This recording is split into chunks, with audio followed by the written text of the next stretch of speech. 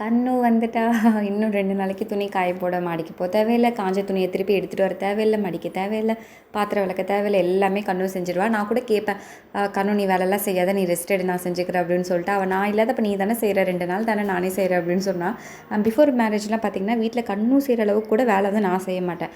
கண்ணு கூட அம்மா வந்து வீட்டு வேலை செய்யலைன்னா திட்டுவாங்க. பட் நான் என்னை வந்து திட்ட மாட்டாங்களோ சீக்கிரம்னா ரொம்ப செல்லம்.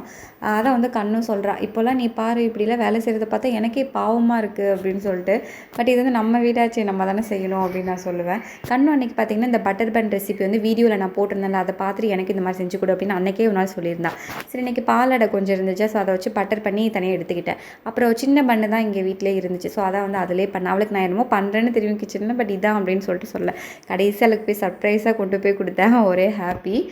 நேற்று போட்ட சாங் என்ன அப்படின்னா ஏன் கோட்டிக்கார். ஆக்சுவலாக சாங் நான் பாடினா அவ்வளோ நல்லா இருக்காது, அதை பாட்டு மட்டும் சொல்லிட்டேன். இது பாபநாசம் படத்தில் வரும். கண்மணி அப்புறம் மேகா, அம்மு மேகா 2 பேர் கரெக்டாக சொல்லியிருந்தாங்க. சூப்பர்.